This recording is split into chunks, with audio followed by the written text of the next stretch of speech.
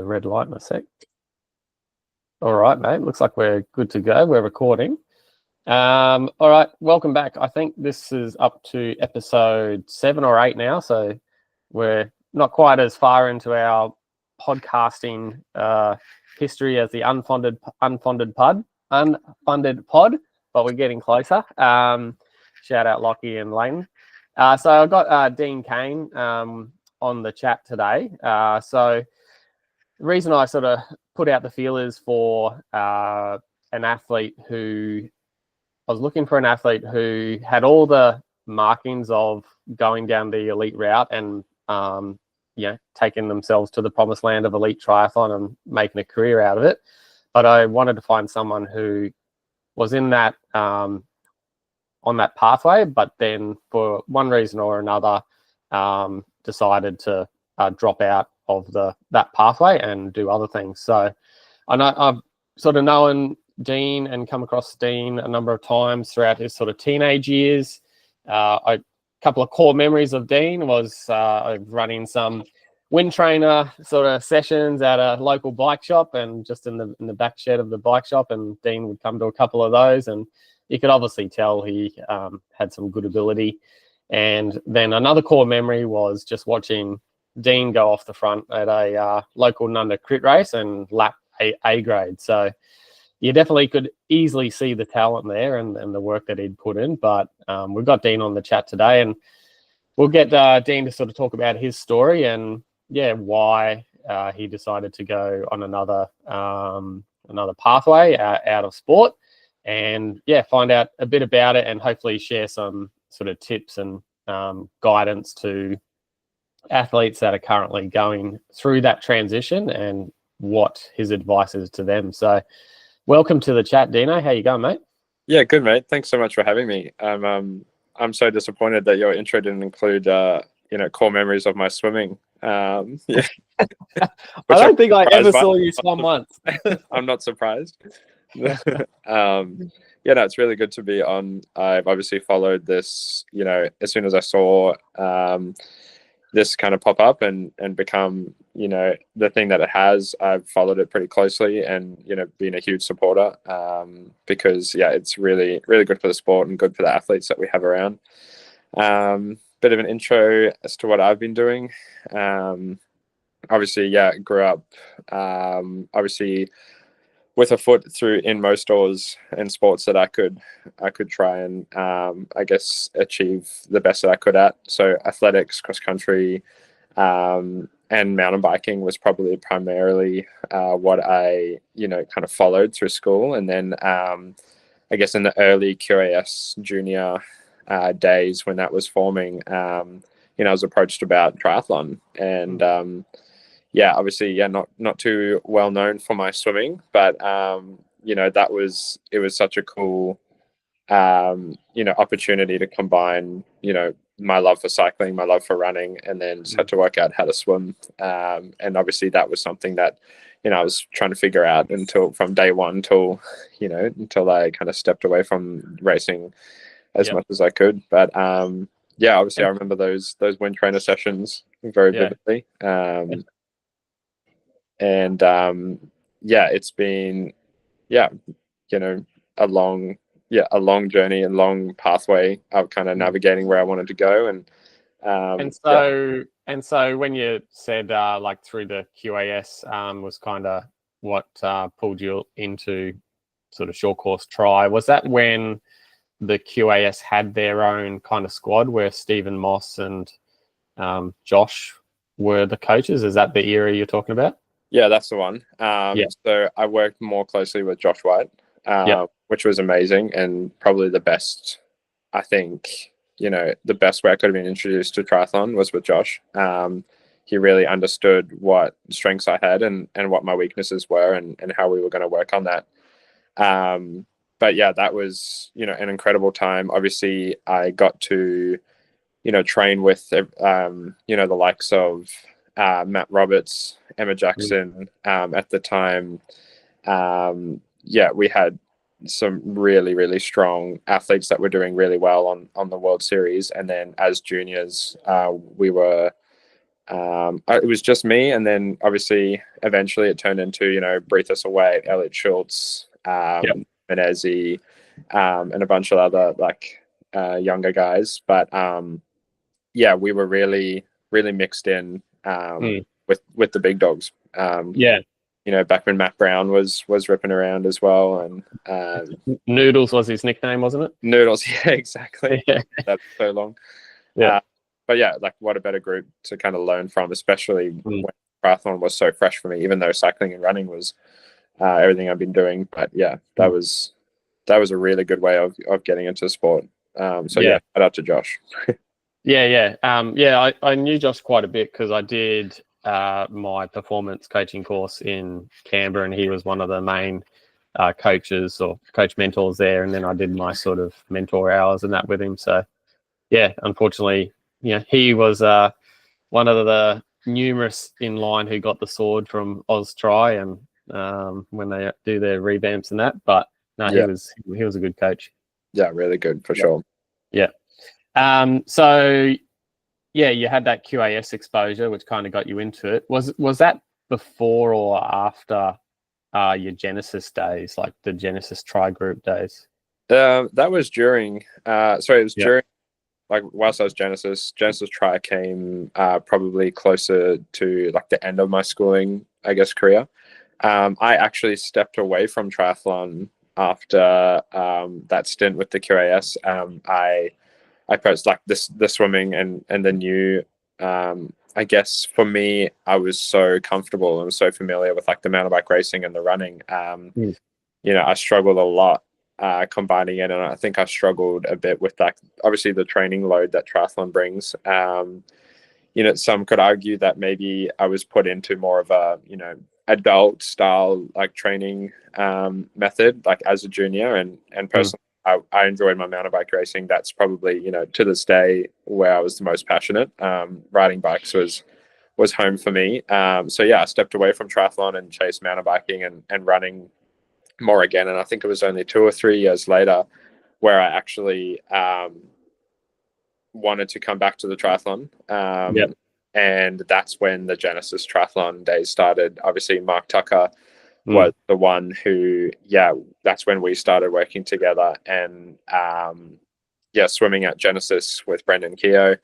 You know, and obviously around that time was also you know, obviously a lot of triathlon squads swam with swimmers. But for me, that was, you know, being thrown into the deep end with just swimmers and not many other triathletes, if not no other triathletes, and learning how to swim with swimmers was awesome, and probably the best way I could have done it. But yeah, that was the start of the Genesis triathlon days, and I would credit Mark Tucker and the development and how we approached bringing like me back into triathlon and what I'd learned to work for me and what I worked that didn't work for me. I would credit any success after that, like through that development stage for sure. I would say, there's a lot of good sort of development junior coaches that have gone in the past and currently, but I'd say Tux would have been one of the best. Absolutely. He put in a lot of work, and he didn't strike me as a coach who was very authoritarian as such. He was very sort of nurturing and guiding, and worked with the athletes, like you said. One of in a conversation I've frequently had with people was, you know, Tux had a really great way of asking something of you, and you wanted to do it for him. It wasn't telling you what to do. He was asking it, and we all wanted to. We wanted to do it, regardless of how painful, because we knew, he was such a selfless coach and was so passionate and 100% all in for everyone as well. It was, for me, like racing more the elite side. But if a kid joined the squad and had never done a triathlon before, they received the exact same effort and passion, which was really cool. And I think that's, the hallmarks of, like the best junior coaches for sure. Shout out to Tux there. Actually, I randomly bumped into him probably a good couple of years ago at the old Brendale BMX track. Oh, wow. He was taking Braden's, his son's kid, to BMX training. Nice. So yeah, good to reflect on those days. Yeah, for sure. And so like what age are we talking about here? Like year 11, 12, that kind of. Yeah, Yeah. obviously, I had a very interesting high school. I'm not sure if everyone knows, but I split year 12 over 2 years, and like so that I could, try and like when we talk about all the avenues that juniors can take or we can take as athletes, to chase sport. There is no right pathway, and I think we tried to we explored all options. And for me at the time, I wanted a good school result, but I also obviously wanted to pour everything into triathlon. So I made the decision to split year 12 over 2 years, do half subjects obviously, and dedicate to racing. And Tux was my coach for that period of time. So I would say I started working with him probably, year 9, year 10 at school. And by year 11, year 12, we had really ramped it up. Obviously 2016 was my first junior elite world championship for cross triathlon. Yep. Which is a whole nother conversation around like choosing between on-road, off-road. Yeah. And, that race was the day that I would have had to graduate in 2016. So, of all the ums and ahs about what I should do, that really, it felt like the right call when, it meant that I could go to a world championship race and I could still prioritize school, make mum happy and get best grades possible. Yeah.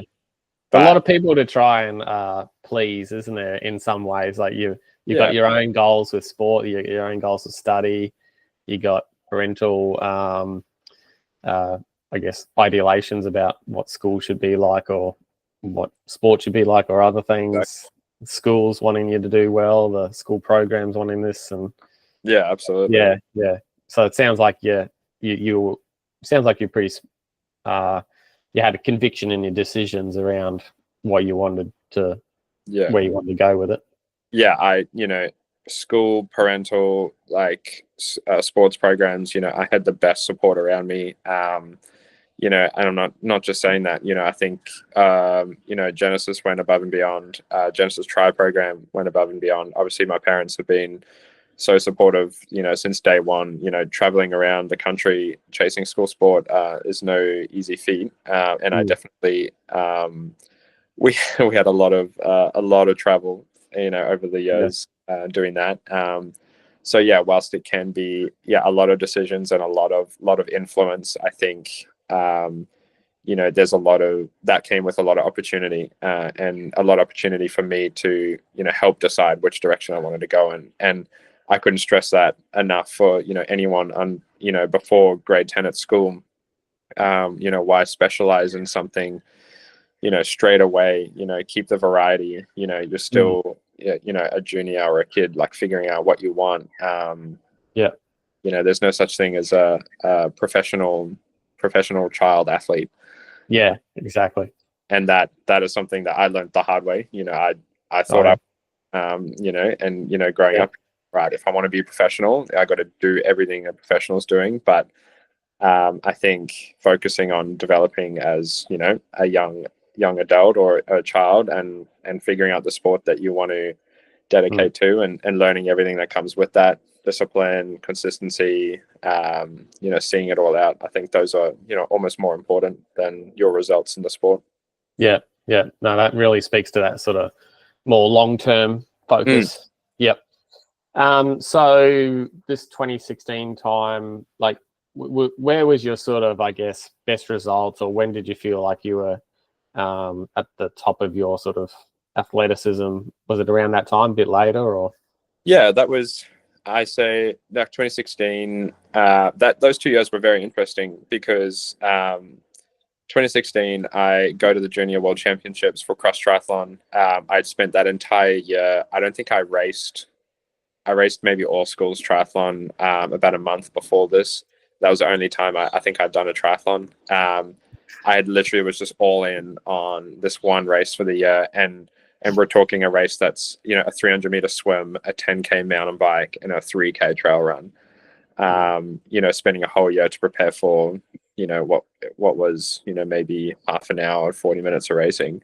Yeah. I learned a lot about, pressure being a privilege, and to get a second place there was obviously the biggest result that for me, it was the biggest result I'd achieved.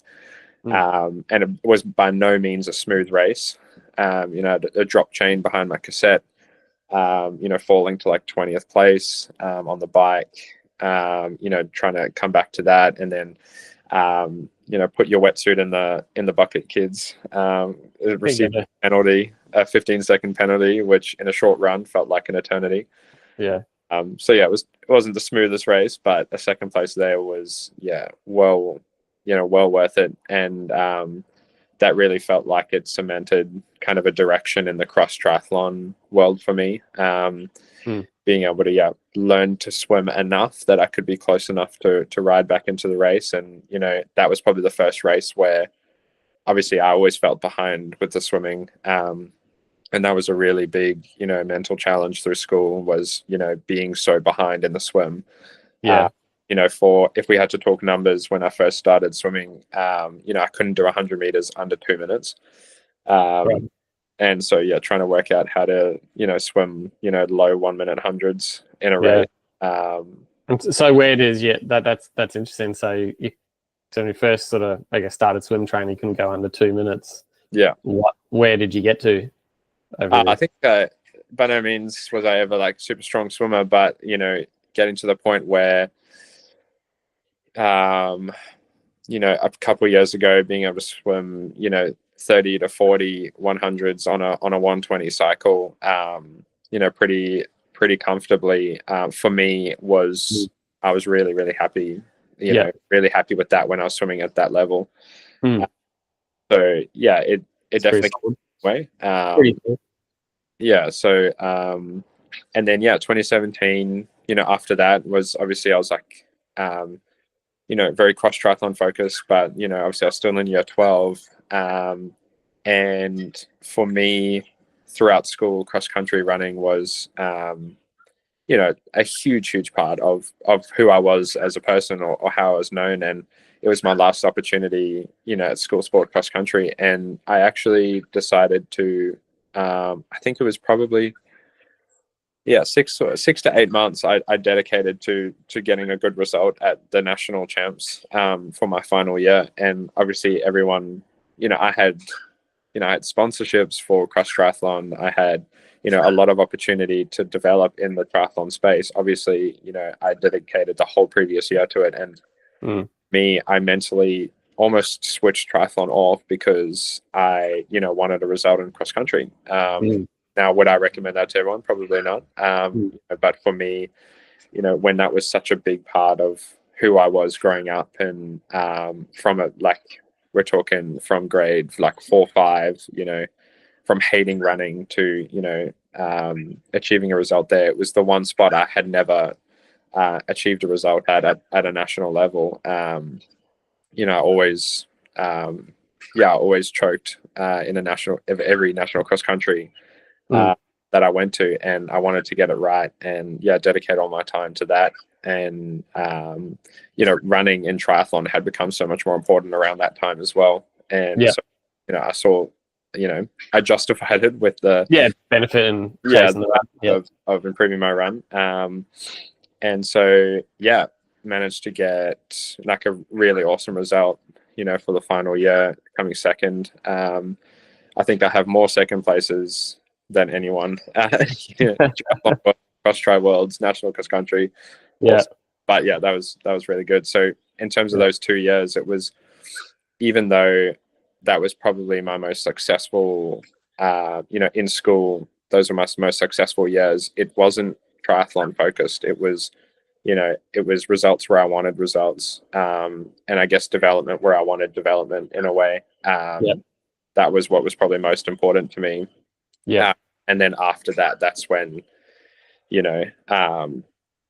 it was like, okay, now I've got to make the decision. Like, there's some big decisions to make. And I guess that leads on to that, out of school transition period hugely, and you know, navigating that, it was like, well, you know, there's no school sport to determine your season. There's no you know, you can what do go you take next, sort of thing. exactly. Yeah. And then it's like, oh wow, like, you know, not, you're not at school anymore, may need to start working as well.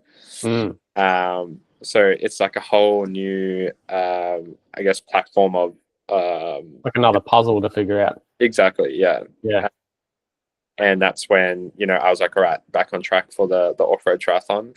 For me, obviously, I guess very briefly, like why I chose, obviously I raced on-road triathlon, and I chose the short course scene like pretty hard. Obviously it's school sport, but then also like the Oz Tri series and stuff like that. To be honest, to give people a bit of a perspective on your short course tri on-road racing, where we're like, because some of these races will resonate with people, like what were the sort of races you were doing, who were the people that you were racing against, where did you sort of roughly place, I guess? Well, I'll definitely start with my best result on road. There wasn't very many, but like school nationals final year, coming second there to Lorcan Redmond, you know, and had, you know, Connor Whiteley, you know, Jack Szynski was someone that I raced very consistently and always was a great, you know, a measure of where I was at was where I was, you know, where I was with relation to him. So that really good competition there. I'd like the days of, you know, Kieran Tall, who's a gun runner now. You know, we had a really strong and deep field through there. The Schofield boys, you know, runaway back, like sprint weekends. I love them and all respect to them, but they were a pain in my ass at sprint weekends. Like just how quick they were, and how quick they could run in those shorter distances. You know, always. It was amazing competition and such a great couple of guys. And that was back when they had the youth junior series, which was like a number of races. You got points. I didn't race that series very often. Like obviously when that was at the peak, obviously I was still figuring out how to swim, and I couldn't, you know, I would have been coming out of the water minutes behind the last person. And not that that's a reason not to race those races, but for me, whilst I was still developing the ability and I wanted results, I had to really pick those races pretty carefully. And eventually got to a point where I could swim, you know, well enough to be able to at least ride front pack or start making some moves on the bike. The sprint weekend for me was, you know, that was my favorite version of triathlon that I, you know, did on road. You know, it took a while to start getting results there and start being towards the pointy end. But that was always a great measure of where I was at. You know, you're almost like, it's like a stadium sport where, you know, obviously you're swimming in the pool, everyone's watching the bike, everyone's watching the run. So for me, it was daunting to start with. And I'd say it was probably, that was the case for a lot of juniors, especially when it's so competitive. But that was an amazing, you know, platform to race on and measure up. So the likes of like Lachlan Jones, Schofield boys, Lorcan Redmond, you know, they were always at like the tip top end of that, and you know, trying to get as close to them as I could was always the goal. But I used that on road as development for the off road space. Obviously, in off road racing, the swim is not as competitive, and I had, whilst I was strong on the road bike, my strength on the mountain bike allowed me to ride back into the race pretty consistently. Whereas obviously doing that in a draft league or road race, it's a different story. So, it's different dynamics. Exactly. So road for me was always a challenge. I loved it, and I, you know, would definitely say that, you know, if off-road triathlon, I would have definitely dived into that if I didn't have the mountain bike background. And obviously that passion for the mountain bike, you know, for me, it was just a no-brainer to go the off-road space. So after 2017 and I was racing, you know, I had to start choosing my races. That's when the Xterra career, I guess, began. which I have plenty of funny stories. Traveling by myself to Taiwan for my very first Xterra.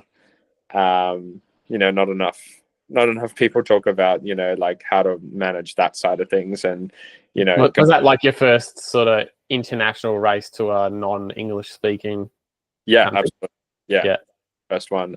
Probably the first time I think, besides some domestic races, probably the first time I'd flown somewhere like without a bit of a sport team or a parent or, just a group of other guys. So yeah, flying solo into Hong Kong airport and then, managing transfers and, and,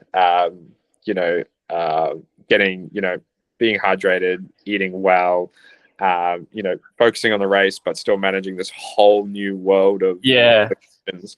Sounds very similar to my last chat with Jack, talking about his transfers between flights and well, it's just a whole new world that you don't get to really practice or people again that you can experience racing domestically. Yeah, absolutely. And yeah, as we were talking about like before we started, is you can talk about something and you can think that you understand it, but until you're there and you can't find your gate and you're starving and all decisions are going to affect your race as well. It's quite stressful, but it's that's a huge part of triathlon, isn't it? Like is that travel piece and looking after yourself. By no means did I travel as much as other pros, but it's certainly you have to get there's a knack to it for sure. Yeah, definitely. Right. So coming towards the end of high school and that sort of transition. Just speaking about your cross country, did you ever get approached by NCAA to go to a college scholarship or anything? Yeah, I did actually. It was more for the athletic space in the shorter distances, the 800 and 1500. I got 2 scholarship offers to go over to the US, and that was obviously so exciting because in the running space, that's what everyone talks about. You run well through school, and then after school you head overseas and go run for a college in America. And initially I was like super excited, obviously weighing up all the options, but that was a decision to not pursue that.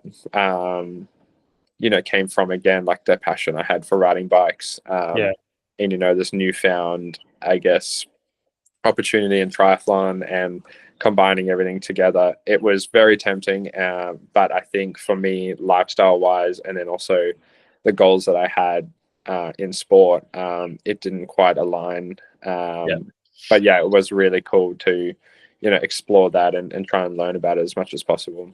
Right.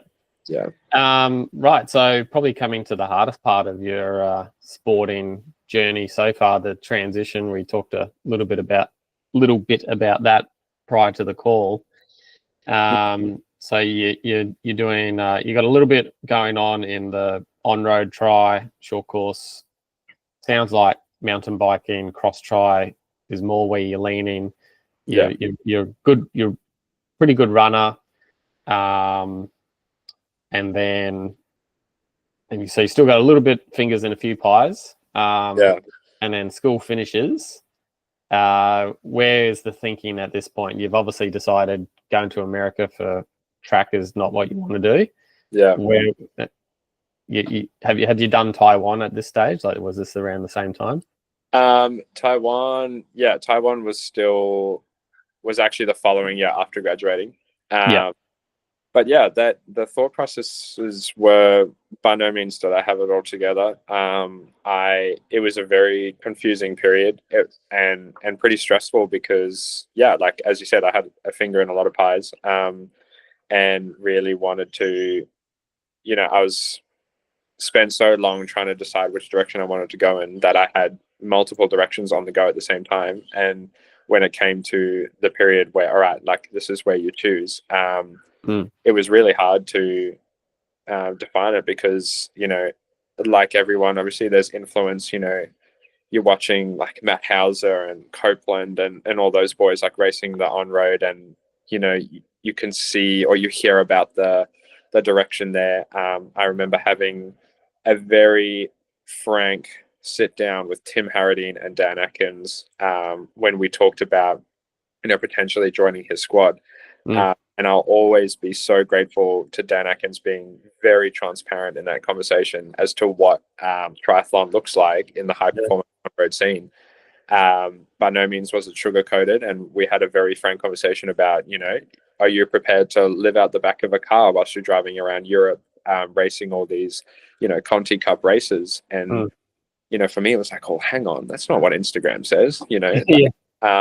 There's all these nice hotels, and you get to race and ride your bike fast and run fast.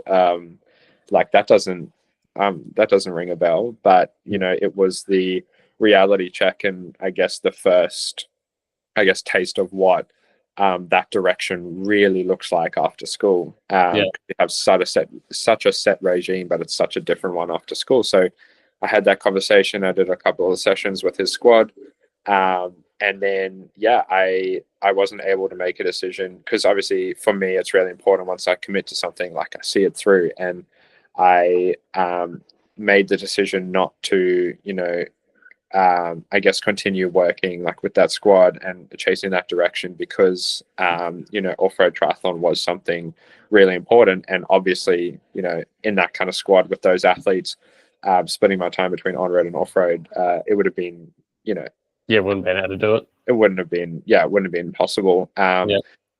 So I came away from that conversation. Obviously, this was back when Pim was, like helping the Triathlon Queensland, pathways, which was really awesome to have in terms of support. And Tim's, been so much support ever since.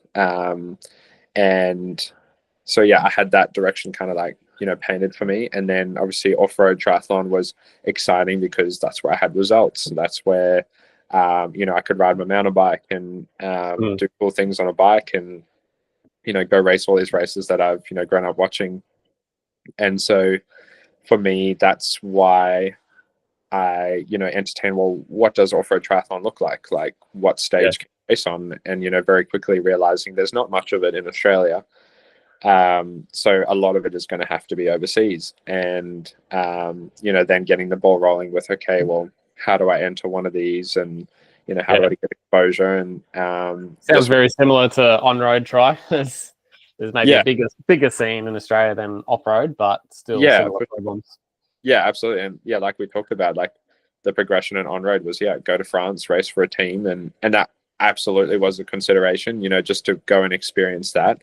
But I was probably not confident enough in my ability on the on-road scene to go and just experience it. And in hindsight, I kind of wish, and I would say that's a big message to pass on, is, don't choose these directions and don't choose these races, to get a result. Like whilst you're in that transitional period, go there to experience it.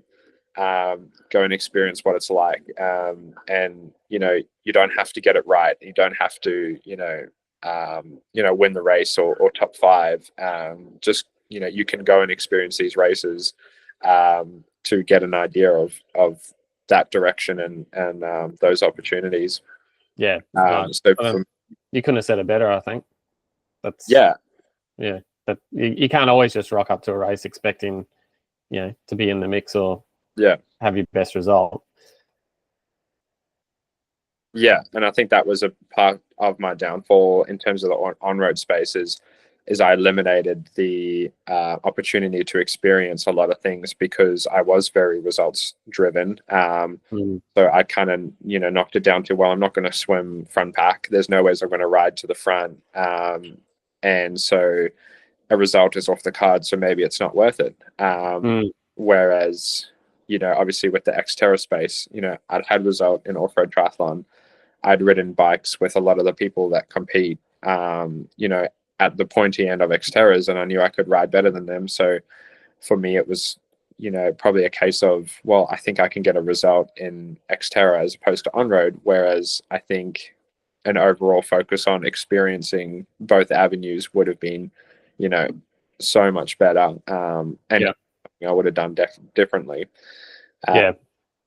Potentially might have even just informed you about what that does look like Yeah, exactly.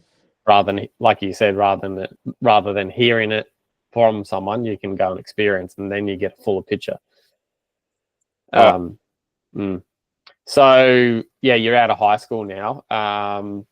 Where's like how much further along the cross tri path do you go before there's another kind of big decision to make? Well, yeah, this is now like obviously 2016 to 2018 now was very like, all right, where do I go? What do I do?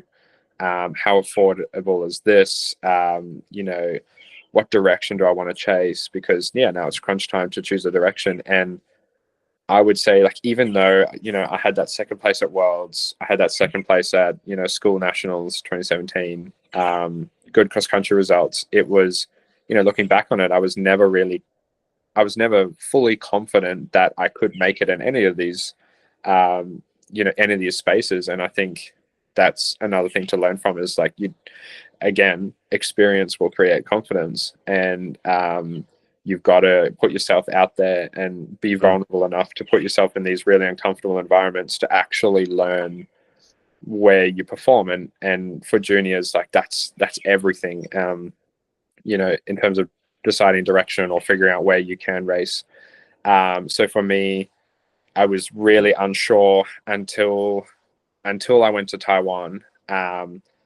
It was probably the first time that it clicked. I was like, all right, this is my space. I swam, obviously I came out of the water fourth, but doesn't really mean much when, I'm still like 5 minutes behind the guys at the front. And, I just got on the bike and, got to work, and we're talking that crazy course for that first year. It was the first version of Xterra Taiwan. They wanted as many pros as they could there, so I jumped on the opportunity to be one of the ones that went there. And the Xterra CEO came out, and it was an inaugural event that they were still figuring out, so it was a great opportunity for me to be a part of something that wasn't super big but still had some awesome names. Ben Allen, Lewis Ryan, and a lot of like Doug Hall and a lot of British athletes, a lot of like Aussie guys. But I think the fact that I didn't really know them was perfect because I wasn't making assumptions before I even went into the race. I didn't have split times that I knew, because how do you get splits on different mountain bike courses and run courses? It just doesn't mean anything. So I just went into it like, well, I'm just going to rip the bike to shreds. And obviously it was a very interesting race where I rode to the front very quickly. And then whilst we're at the front, Ben Allen had a massive crash. I actually stopped to check on him, and then got going again, tried to chase down Lewis Ryan, who was a super strong mountain biker. We raced each other's at like Oceania's mountain biking, years prior to that. So I knew he was really strong on the bike. And, I got a flat tire, pulled my tire off the rim, had to run the last like 10K of the bike, through rural Taiwan barefooted. And it was devastating, but, got onto the run, and then one of the most challenging runs through very thick, jungle, basically like bush bash. Had no idea how far I'd gone. So finishing with a fourth place there, sixth place, sorry, was, on paper it was like not a great day out, but I just knew that was my space. Like, even though things hadn't gone optimally, I was like, right, this is, I went to the front of the race. I want results here. And from there, I came back and got straight back to work. And then my first stint over to the US, I went to Salt Lake City to do like 6-month training camp where I raced mountain bikes. I swam occasionally, and did a lot of running in the mountains. And for me, it was so eye-opening, like what the mountains were like and different training environments, because it had been Australia ever, all the time. So being able to experience the actual mountains, which is a whole nother thing, like learning how to train at high altitude, how your body responds. And obviously I was so fortunate to have enough time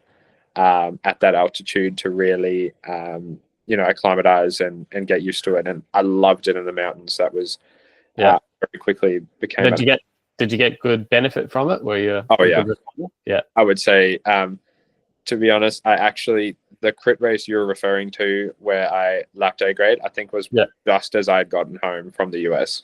Yeah. So yeah, I'm firing on all cylinders, and great to be able to breathe. And but yeah, obviously I had my race in Ogden for the Pan American Champs. I swam, standard for me, and then got to the front of the race and on the bike, and that's where I made a decision to make a move off the front, and just having the opportunity to go off the front in a race like that against like Sam Osborne, who I'd idolized in the sport. He's still around doing long course, I think. Yeah, exactly. Yeah, Sam's made the switch to 70.3 and onto the skinny tires, and obviously killing it. And yeah, it was just it was amazing. I blew up in the run royally. I hadn't had hydration sorted out whatsoever. You think you've made it, and until you figure out that you don't quite have the piece for the next puzzle. And I think long story short, I just found my place in the off-road space. I could race at the front. I came back, and that's when I started working with Mark Gleason. It was obviously another like major part in my triathlon development. He fixed my nutrition side of things, which everyone listening, like, get your nutrition sorted, get your hydration sorted in a race. Like your race nutrition or daily or thinking back on it, I wish there was more opportunity to focus on that and how much of a difference that would have made to my junior racing even. It's funny you say that, because in this camp I'm helping coordinate with Dan Atkins, we were like, okay, if we're going to have a specialist service provider come in, like, what do we choose? An S&C, da-da-da? And we were just like, nutrition, bang. Yeah, I couldn't back that enough. In my like short professional racing career, that was the number one thing that actually elevated. Like, my training stayed pretty similar. When I started working with Gleason, we were doing the standard 30 hours of training, and when I sorted out figuring out my sweat rate, how much I was losing, how much electrolytes I needed to take in. Obviously we're talking about races that are a bit longer than your standard racing, but I think still absolutely relevant. Pre and post race nutrition. If you're focusing on anything in the development of triathlon, nutrition is such a big key. Obviously mostly overlooked, for sure. Definitely not enough attention. Everyone, I call it a bit of a epidemic or pandemic when people are just so hyper focused on hours and kilometers and then missing out on the big chunks with nutrition and those sorts of areas. Yeah, absolutely. So it sounds like the cross tri scene's going off pretty good now. You've got the international experience. You're doing altitude. You're getting into some good races. With probably results that are more than fair. Does that keep going? Where does sort of things go next? Yeah. So talking about obviously career in Xterra was relatively brief. After Ogden, we fixed my nutrition. I went to Hawaii for World Champs, got a 19th place there, which I was over the moon about. And went into, I think it was 2021 now, firing on all cylinders, had my nutrition sorted out, had my training sorted out. I had the Oceania Off-Road Tri-Champs coming up in the February of that year. And that for me, like the Oz Champs, Oceania Champs was like, golden race. Obviously I had a huge rivalry with Ben Allen in the off-road space, and hadn't quite defeated him yet, and I was going into this race with like I've got it sorted. I had beaten him at the Xterra World Champs in the race before. He didn't have like the best day, but I wanted to repeat it when he was on. And down in Snowy Mountains, which is a race that I'd done, as a junior, that's where I got the second at the World Champs. So that for me, the Oceania Champs was like, all right, let's go. And prepared for that, went down there for like a training camp prior. And one of my mates, Damien McMahon, he was racing, and like he was an integral, part to, my success, where he trained with me every single day. And, we went to this camp together. We worked really, really well. We didn't miss it. We didn't skip a beat. And, I was able to win that Oceania champs by like a super fair margin. And it was like a massive weight off my shoulders. It felt like, okay, cool. Like, I think you really do well in this sport. We were booking, the next Taiwan, the next race was a month later in Taiwan. I was like, all right, let's go there and win that, because I feel like I'm actually ready to do that. We're standing at presentations for the Oceanias when Damien turned to me and he said, "Oh, have you heard about this COVID thing?" Mm. And I was like, "Oh yeah, whatever. That's over in China. That's no problem. Let's just keep our head down and keep training." And yeah, it wasn't long after that we had flights cancelled, and obviously everyone knows how COVID went. And unfortunately, looking back on it, that's probably where that's where my off-road triathlon career ended, because obviously now I'm not racing, I'm not traveling, I'm being supported, financially, and without, races where I can, make money and, pursue a career, that kind of falls off. And then that unsurety of like, well, where do I go now, really crept back in. When might you be able to race again? Yeah, exactly. So I spent like the whole next year, like, I was very stubborn. I was like, all right, I'm going to keep my fitness. As soon as it opens up again, I'm on, like, let's go. And obviously that just got longer and longer and longer. And to the point where I started exploring other options again. I was like, well, do I go into cycling? At that time, obviously, I was cycling a lot, doing really big Ks, and started, getting some results at local races in the time trial space, and, deep dive that. I loved nerding out about, learning how to time trial. So, that's how I, got my fix of, being able to race. And then obviously the Australia Triathlon put on those races during COVID. Yep. Which was awesome. Started at Bribey, and I got a really good result there. And I remember that the Bribey like elite where all the I think Gentle was there, and yeah. And I think I got a 6th place there, which I was super surprised at. Obviously being on road, I had spent some time on my swim. I think I rode really well at that event. I had to ride, past the 3rd pack into the 2nd group and then try and catch the 1st group. So, typical overbike from Dean, which was a common occurrence. Trademark. Yeah, trademark for sure. Yeah. And then running with, I remember running with Peyton Craig and Kurt McDonald, and then running away from them in the last like K. I was super stoked with that. And then the Moreton Bay try again, overbiked royally, and ended up actually pulling out of the run. Then that was like my first taste of like elite Olympic distance. Love the non-draft format, obviously, and I got to combine that time trial experience with triathlon, which paid off hugely. But yeah, obviously, I got so excited about catching the front of the race. I rode, in that race, I think I averaged 396 watts for the 40K, which you can't run. Well, I personally could not run. But you worked out you couldn't run after that. Yeah, exactly. Yeah. So through COVID, those were the kind of the races that kind of kept that motivation there. And then obviously, spending so long focusing on sport and the direction I was taking in sport, that became my entire identity. And when I didn't have sport as like the direction that I can go, and the next best thing was, okay, well, what do I do life wise? I need to move out of home. I need to I need to get myself a car. I need a job, and so that's the direction that I took. And obviously it was necessary. I was still training quite a lot, but it was very like slow burn out of being at that elite level. And to the point where it was almost all of a sudden it was like, oh, like I'm now not where I was. And even though it was over such an extended period of time, that I've been getting further and further away from the sport.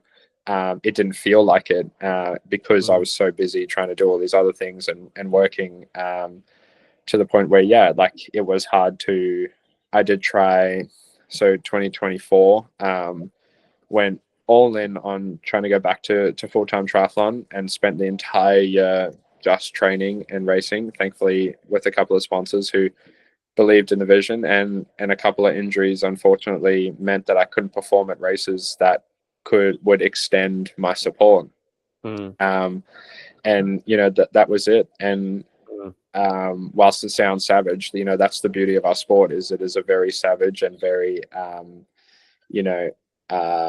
very taxing sport, but so worth it when we achieve those like smaller results, or the small wins or the big wins. And so I'd kind of accepted that that's the sport that we play, and that's the game that I have dedicated so long to, and unfortunately it was kind of time to step away from it. Not bitterly, just I guess transitionally is probably the best word for it. Got to keep moving, and I found career goals that I'd wanted, and found an identity within myself, as opposed to latching it to sport. And I would say that that's probably something that I would recommend to a lot of juniors, is really focusing on no, it sounds cliche, but figuring out who you are as a person, and not latching that to the athlete that you are.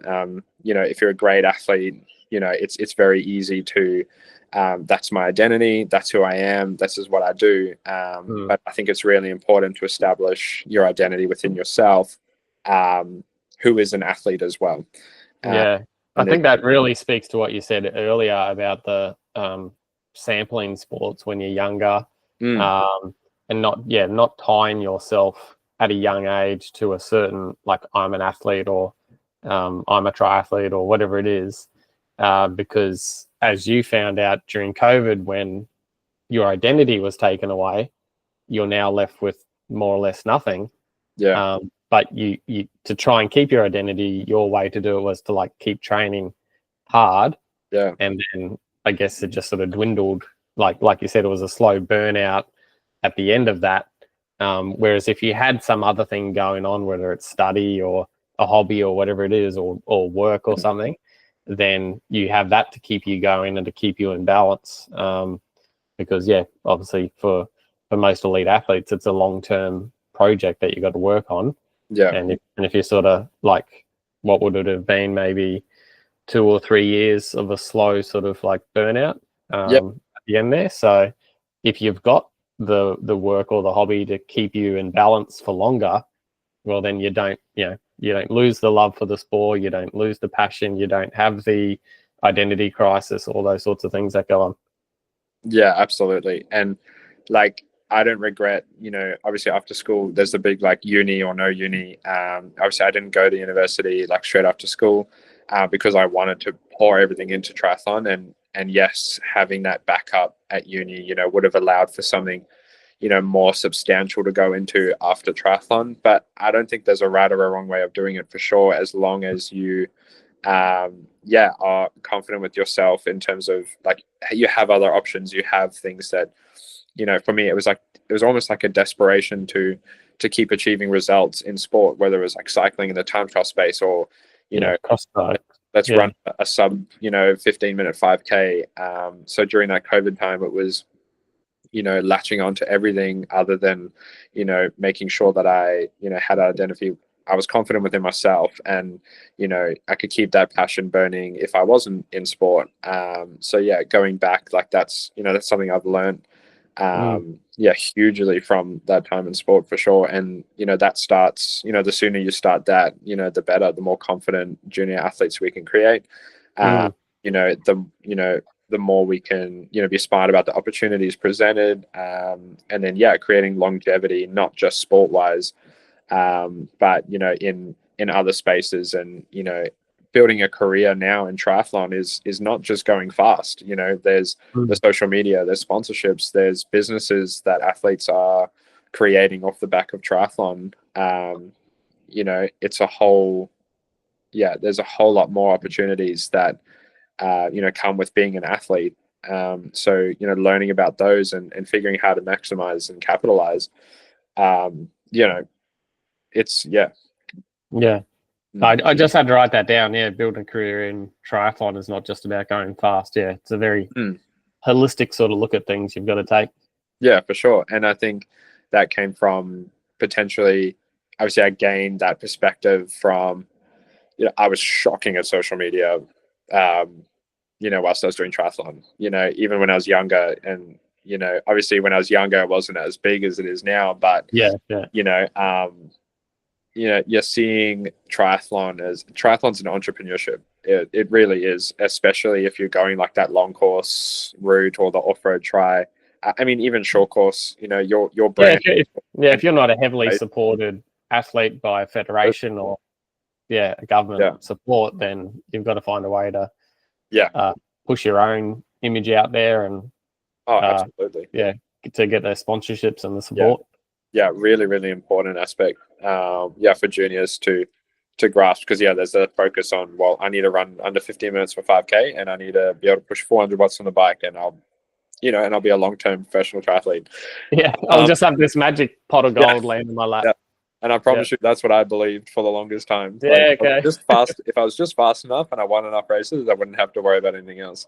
But it's a whole business, and that's the approach that I think Mark Gleason was integral in gaining that perspective as well. Like, obviously he's an incredible businessman, but obviously being around triathlon forever. And, I remember him calling the direction that triathlon was going in before it happened, before what it is now. And really great perspective on, that side of triathlon. And he was telling me the whole time that I needed to fix that, and that's what I need to get onto. And but that's a whole nother piece for sure.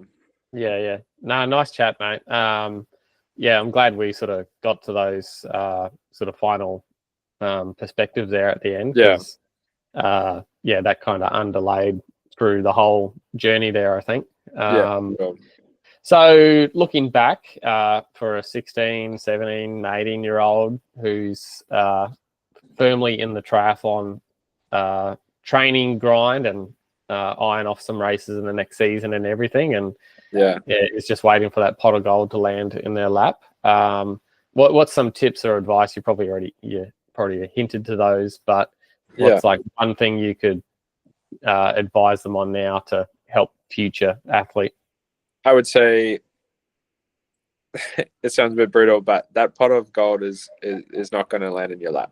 And consistency, for me, consistency and discipline are the two traits. I think if you've got those dialed, the results will come and the opportunities will come from there. At that age, it is about developing not only as an athlete but as a human as well. Like I said before, like, establish an identity within yourself that's not attached to being an athlete, and apply who you want to be to your sport. If you want to be consistent, you want to be dedicated, you want to be driven, those are obviously great aspects to have in a triathlon career.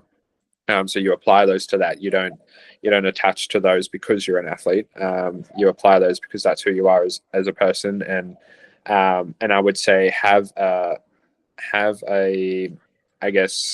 zoomed out perspective on where you want to go, and the opportunities that are in front of you are, they're there for you to decide on. You don't have to jump anything on yet. If you don't feel ready, you're not ready, and you have time. And whilst we're in a world of very young athletes doing very, very well on a world stage, it doesn't mean that you need to be where they are right now. And it's a long game, and and enjoy it. Like, at the end of the day, whether you're racing a Bribey triathlon or you're racing on the biggest stage, it's a sport that we love, and we do it because we enjoy the sport that we're doing. So I would definitely that would be what I'd pass on. Mate, that's fantastic. Really good. I think you've really phrased that in it's the same kind of messaging. Some of it's the same kind of messaging as other chats I've had, but you've really put it in a different frame, I think, with the working on yourself as a person as well. Yeah, that's cool. I definitely, Lachlan Jones and the Schofield boys, I think they have done one of the best jobs at really chasing triathlon as like who they are and the direction that they want to go in. They've nailed it. I think Lachlan Jones, like, to do what he's done and to be as consistent as he has with being at races, whether they've gone well or they've gone badly, like he is, is a really good showing for like being consistent and like you will find a way. And the Schofield boys, I think they just had, they're really good role models for, entirely, but like for the sport in terms of, they've got their direction, they've got where they want to go, and they're going to keep going there. But yeah, and they definitely have the they make sure they're having fun with it, don't they? Like exactly. Anything they put up, you can just see that the triathlon is like it's not a side quest, but it just runs alongside who they are. Absolutely, who they are. Yeah, exactly.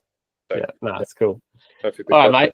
No, that was awesome, mate. Virtual fist bump, and yes, thank you. We'll post this probably later in the week, and awesome. See how many people we can help. Sweet. Thank you so much. All right, mate. Cheers for that. I'll just hit stop. Yeah. Oh.